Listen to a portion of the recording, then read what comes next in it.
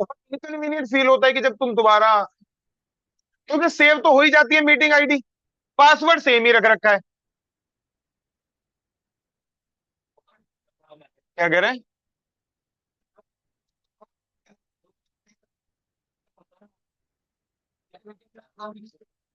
इसकी, तो उन्होंने सब्सक्रिप्शन ले रखा है।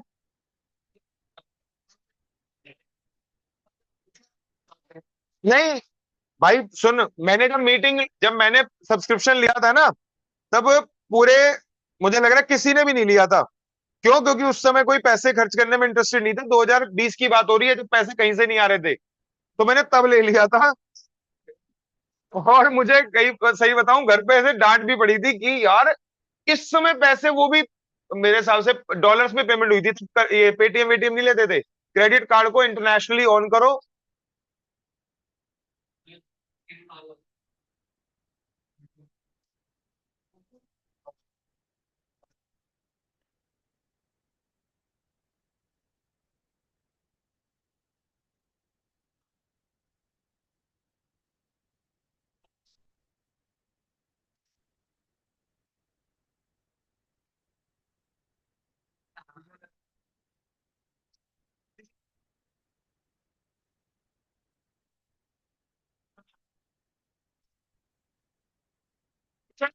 उसमें गूगल मीट कर लो, बट गूगल मीट पे फिर वो रिकॉर्डिंग नहीं होती। वो रिकॉर्डिंग के लिए ओबीएस चलाना पड़ता है, और ओबीएस मैंने यहाँ चलाया, प्रोबेबिलिटी में मैंने चलाया था यार, वो पता नहीं कहीं कोई क्लास में आवाज नहीं आ रही, कहीं पे वो क्रैक कर रही है वॉइस, मेरा चैप्टर ही खराब कर दिया वीडियो। तो इसलिए फिर मैं वापस से इस पे आ गया। लेकिन एक जनरली बताओ, क्या तुम्हें लगता है ये, एक एक स्टूडेंट के पॉइंट ऑफ व्यू से बताना, मेरे पॉइंट ऑफ व्यू से नहीं, तुम्हारे लिए वो इतना इनकन्वीनियंट है?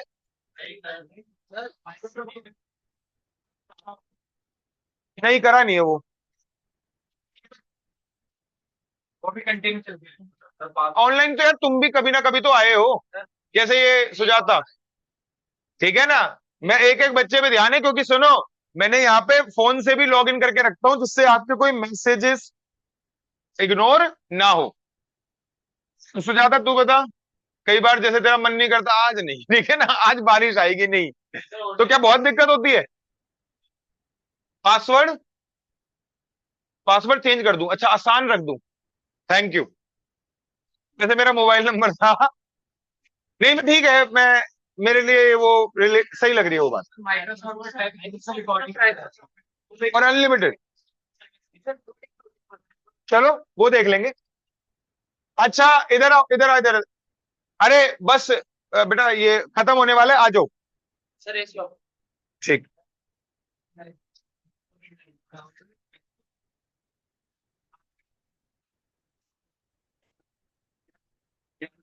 हाँ जी, इधर देखो भाई सभी दोस्तों, दीपांश देख ले बेटा, इक्वल टू की बात हो चुकी है, रिफ्लेक्सिव की बात हो चुकी है। अगला होता है सिमेट्रिक। सिमेट्रिक का मतलब होता है ऐसा सबसेट जिसमें पता है, अगर 1 2 लिखा है तो बाकी कितने ऑर्डर पेयर है मुझे मतलब नहीं है, अगर 1 2 लिखा है तो 2 1। हमने कहा सर अगर 1 2 लिख दिया, ध्यान दीजिएगा, 1 2 लिख दिया, 2 1 भी लिख दिया। सर अगर मैं अब 1 3 लिख दूं, कॉन्ग्रेचुलेशन। तीन तरी एक डब्बे में डाल दे दी। यार मैं अभी क्लास के बाद ले लेता हूँ, अभी हो ना? मैं डब्बे में रख दूं यहाँ पे? हाँ यार, किसी उसमें रखवा दे, कॉन्ग्रेचुलेट तो कर दो भाई, हाँ इसी डब्बे में रखवा दे।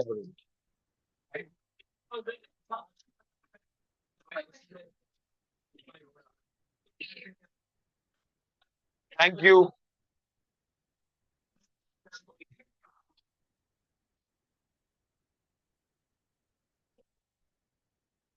ऐसे भी समझ के रही हो भाई, अभी तो इसने एक लड़का किडनैप कर लिया था बेचारा। अच्छा इधर देखो प्लीज।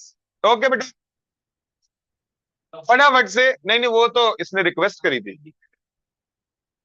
अब इधर देखो प्लीज, यहाँ पे अगला, ये सिमेट्रिक की बात करते हैं, 1 2 2 1 1 3 है तो क्या चलेगा अब ये? क्या करना पड़ेगा? और क्या मैं मान के चलूं आप लोगों के माइंड में बात बैठ गई है? ए बी है तो बी ए होना, सिर्फ ए बी लिख के छोड़ दोगे तो वो फिर आपका सिमेट्रिक नहीं है। और एक ट्रांजिटिव और सुन लो, ट्रांजिटिव ये होता है, अरे सुनो भाई, ये लो, यहां पे कह रहे हैं मैंने 2 2 डाल दिया। यार अब बता जुनैद, ये सिमेट्रिक है कि नहीं है? है बेटा, क्योंकि 2 2 अपोजिट क्या होगा, और वो अलग से लिखा। और बता, और बना, यही आया माइंड में? ठीक है, इसका जवाब मिल गया ना आपको? Very good. अब इधर देखो, ये बताओ, अगर 1 2 है और फिर 2 3 भी लिखा है, 1 3 अगर नहीं लिखा तो बाकी और क्या क्या लिख रहे हो मुझे इससे मतलब नहीं है। ठीक है भाई? अच्छा सुनो, एक बात बताओ, प्लीज प्लीज प्लीज प्लीज इधर ध्यान दो दोस्तों। इसको ठंड लग गई यार, अब बता क्या करे, एक को ठंड, ये लो, अभी कर रहे हैं। हाँ जी, बस बात नहीं प्लीज। आपका यहाँ पे पहले वाले में क्या क्या आया बेटा? 1 1 2 2 3 3। दूसरे में क्या आया? 1 2 2 1 1 3 3 1, और 2 3 3 2 भी आ जाता अगर होता तो। बेटा बस प्लीज। इसके अलावा लास्ट वाला, लास्ट वाले में अगर 1 2 है, फिर 2 3 है तो 3 1 1 3 भी होगा पक्का? यार एक वर्ड होता है इक्विवेलेंस, क्या होता है? अगर मैं सारे के सारे ऑर्डर्ड पेयर लिख लूं, 1 1 2 2 3 3, 1 2 2 1 1 3 3 1, 2 3 3 2, 1 2 2 3 और 1 3, ऐसे सारे लिख दूं तो ये तो पूरा प्रोडक्ट ऑफ सेट ही बन गया। ठीक है? कहां दिमाग लगा रहे हैं? इसमें हंसने वाली कोई बात नहीं, इसका मतलब दिमाग में कुछ और चल रहा है।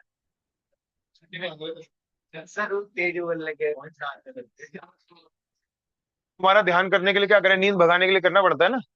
ठीक है, अब इधर सुनो, इसके बाद नहीं आएगी बेटा, ठीक है? अच्छा इधर सुनो प्लीज, वो पूरा प्रोडक्ट ऑफ सेट बन गया, और अगर वो पूरा प्रोडक्ट ऑफ सेट बन गया तो इसका मतलब उसी को बोलते हैं बेटा इक्विवेलेंस। क्या बोलते हैं उसको?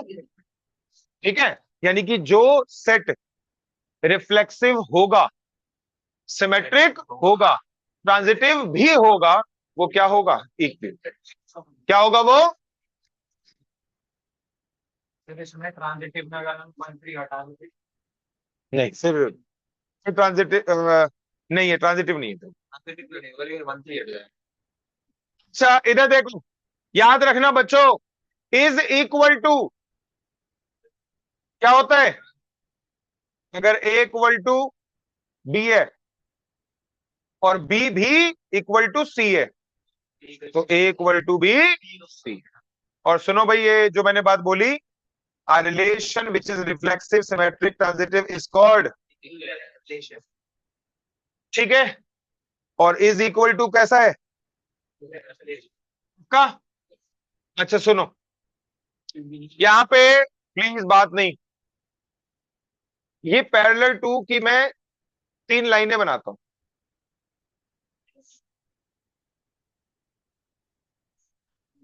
लो भाई प्लीज यहां देखो, और इनका नाम ऐसे ही रख देता हूं, ए लाइन। पहले बताओ, अगर मैं यहां पे, भाई इधर देखो प्लीज, ए बी सी है, एस है ये, और एस है तो एस इंटू एस करूंगा तो अब ये तो पता है ना क्या क्या आएगा, पूरे 9 के 9 एलिमेंट आएंगे। अब मैंने एक सबसेट बनाया, ए कॉमा मैं एक सब रिलेशन बना रहा हूं, और वो रिलेशन है तुम्हारा पैरेलल टू। वो रिलेशन क्या है? तो मैं ये पूछ रहा हूं आपसे, पैरेलल टू वाले रिलेशन में ए कॉमा ए वाला ऑर्डर्ड पेयर लूं? Yes sir. क्या ए ए के पैरेलल है? Yes sir. क्या ए के पैरेलल है? ठीक है जुनैद, शायद कोई लाइन, भाई ये ए है, ए और ए लाइन और ए लाइन पैरेलल ही होंगी ना। कोइंसाइड कह रहा है ना, पैरेलल बोलेंगे उसे। क्या बी, क्या बी पैरेलल बी के है? क्या सी पैरेलल सी के है? अच्छा, यानी कि इसका मतलब जो ये इस पैरेलल टू रिलेशन है, ये रिफ्लेक्सिव तो होगा। Yes sir. अच्छा, अगर ए पैरेलल बी के है, जो कि है, तो बी पैरेलल, अगर ए पैरेलल है सी के, तो इसमें लूंगा ना मैं, इस पे, हाँ? ठीक है, बस यही था ना। ठीक है, और बी पैरेलल सी के और सी पैरेलल ए के। भाई बता, जब मैं इस पैरेलल टू की बात चल रही है यहाँ पे, देव, इस पैरेलल टू की बात चल रही है, तो बता मैं ये एलिमेंट लूं या ना लूं? इसको मत भूल कि सिमेट्रिक क्या है, छोड़ दे इसे। ये रिफ्लेक्सिव क्या है, ये भी छोड़ दे। यहां पे मुझे इस पैरेलल टू रिलेशन का वो बनाना है, सेट बनाना है। क्या मैं ए बी लूं, क्योंकि ए पैरेलल टू बी है? क्या मैं बी ए लूं? मुझे उम्मीद है बाकी भी समझ गए अभी आप। अच्छा, एक चीज और, ए पैरेलल है बी के, और बी पैरेलल है ए पैरेलल किसके? बोलो हाँ या ना। तो यानी कि एक तरीके से देखा जाए तो इस पैरेलल टू क्या, रिफ्लेक्सिव भी है, सिमेट्रिक भी है, और तो आज और आज के बाद याद रखना क्या लिखा हुआ है, जरा लाइन पढ़ लो। Is parallel to on the set of all straight line in a plane is an, सिर्फ लिखा हुआ है या समझ भी गए? खत्म हो गया चैप्टर।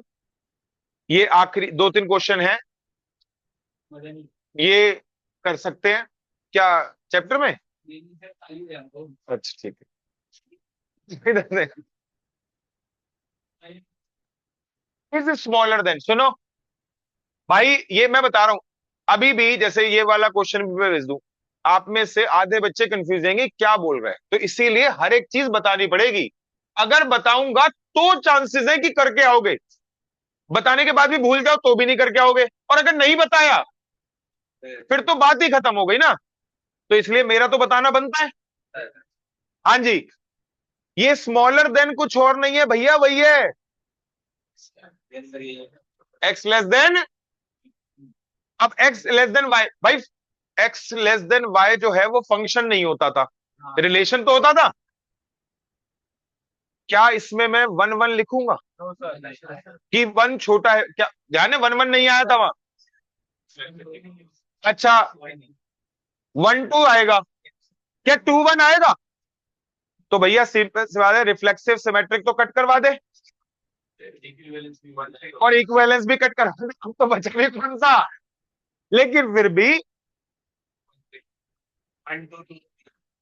वन टू, वन छोटा है टू से, टू थ्री, क्या आंसर है? इज इक्वल टू क्या है?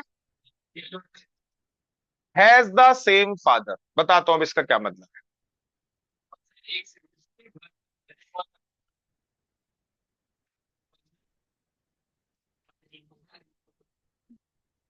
अच्छा, चल कर करो बैठ, डिस्कस कर, बता क्या हुआ। अच्छा, थर्ड का, ए बी सी, ऐसे मान लेते हैं तीन सिबलिंग्स हैं, क्या है, over a set of childrens या ऐसे। तो बेटा एक बात बताओ, अगर मैं लिखूं ए, तुम्हें पता है इसका प्रोडक्ट ऑफ सेट क्या होगा? ए ए और ए दोनों के फादर सेम है, जो पर्सन ही सेम है तो फादर भी क्या होगा? उन बच्चों के ऑर्डर्ड पेयर लेने जिनके फादर क्या है, सेम। तो लेना पड़ेगा, बी बी और सी सी आएगा। अच्छा, अगर ए और बी के फादर सेम है, क्या बी ए ले सकता हूं? ठीक है, ऐसे ही बाकी भी हो जाएंगे, ए और सी, सी और A has the same father as over the set of children, यानी कि कौन सिबलिंग्स लिए, कौन किनको लिया, सेट ऑफ चिल्ड्रन में कौन लिए जाएंगे, सिबलिंग्स। अच्छा, ये देखना, अगर ए और बी के फादर सेम है, बी और सी के फादर, तो ए और सी के फादर भी, तो ये हो गया आपका रिफ्लेक्सिव भी है, सिमेट्रिक भी है, और इक्विवेलेंस लिखना चाहिए, तो आंसर क्या कहते हो, ये आप, अभी मैं एक ऐसा करता हूं, वैसे इसमें थोड़ा सा बचा हुआ है, अगली क्लास में करवाऊंगा, नहीं करवा रहा आज, ठीक है, लेकिन आप एक बार ये भी करके देखना, आप में से मुझे पता है काफी तो जान गए हैं, उनसे उनकी बातों से पता चल गया कि उन्होंने रिलेशन को इतना लाइटली भी नहीं अच्छे से पढ़ाई हुआ है, लेकिन अभी भी कुछ बच्चे इसमें अटक जाएंगे, और मुझे पता है कि पेपर की रेंज क्या है, मेरे को ये गारंटी दे सकता हूं, मैंने इस क्लास में अगर 25-30 क्वेश्चन जितने भी सारे मिला के करवाए हैं, रिलेशन फंक्शन में वैसे से ही क्वेश्चन आएंगे, उसके अलावा कुछ और नहीं। और ऐसा इसलिए कह रहा हूं क्योंकि मैंने आईसीएआई के अंदर जितने क्वेश्चंस थे सबको यहां पे कवर कर, आ रही है बात समझ में, तो आज के लिए इतना ही रखते हैं, अगली क्लास में सुनो, अगली क्लास में आपका ये थोड़ा सा बचा है, वो फॉग गॉफ बचा है, फॉग गॉफ याद है, फॉग गॉफ, फॉफ गॉग, आसान सा बचा हुआ है,